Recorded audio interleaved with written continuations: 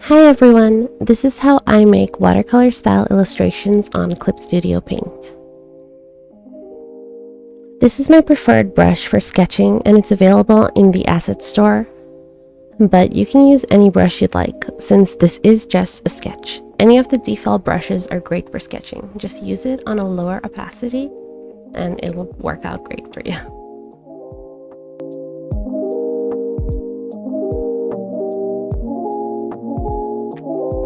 Personally, I like to use the liquify tool to adjust the proportions of the character I'm sketching. These are the settings that I use.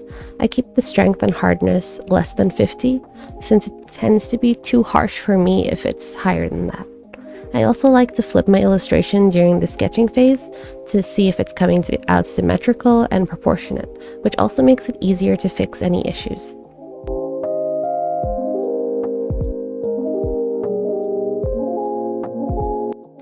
For line art, these are some of the best brushes to use for the realistic pencil aesthetic.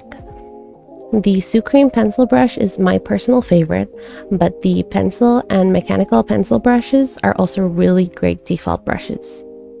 I'm going to be using the Sucreme pencil brush for this illustration with these settings, and also a lighter gray color to give it that granite look. When drawing the line art for these kind of drawings, I tend to follow my sketches if they are neat sketches like this one, but sometimes they're a mess and I just tend to wing it.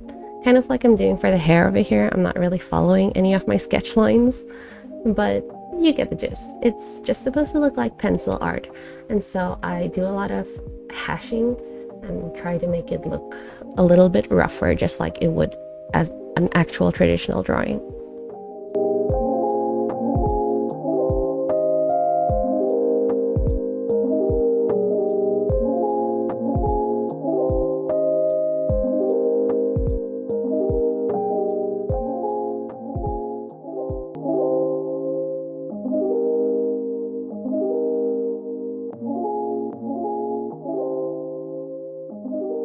There's a bunch of really good default watercolor brushes, and I tend to use a mix of all of these brushes in my illustrations.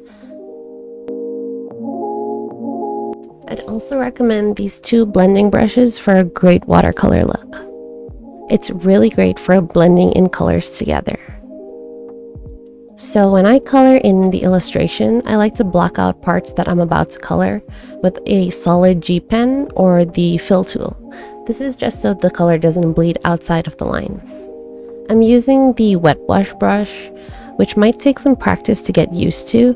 It's heavily guided by your pen pressure, which affects the color and the spread of the color of the brush. I like using this for watercoloring since it feels very similar to actual traditional watercolor. For adding shadows and things like that, I use brushes that have a darker edge, just like the real watercolors do when they dry up a little bit.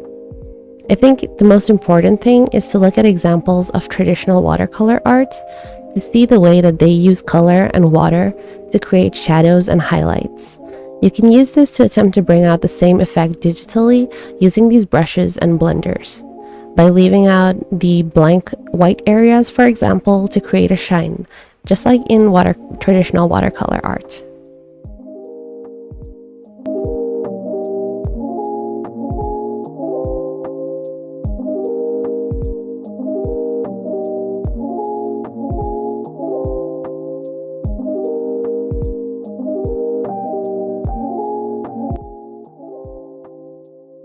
Another really important part of trying to make the illustration look like watercolor is using textures that mimic watercolor paper. The one I use is the rough textured one, which you just drag onto your canvas and you can adjust the size of it to adjust the size of the grain. A good tip is to set your texture layer as a draft layer and use your eyedropper tool settings to exclude the draft layer, so you can accurately pick up colors from the previously colored parts of your illustration, since as you can see, it's turned a little darker with the new texture layer on top.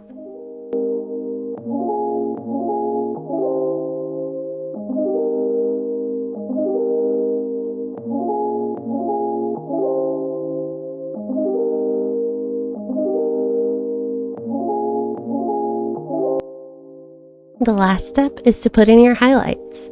I like to use the same brush that I used for line art, which makes it look like it was done with the same pencil or maybe a gel pen like you would with traditional watercolor. I do it at a slightly higher opacity since I want the white to pop and make the whole thing look a lot more vibrant. And I also like adding strands of hair for a little bit more flow.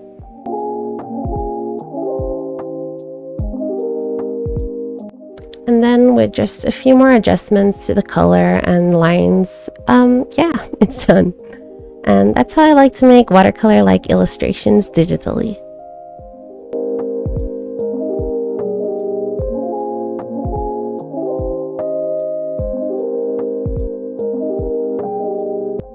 Thanks so much for watching. Bye!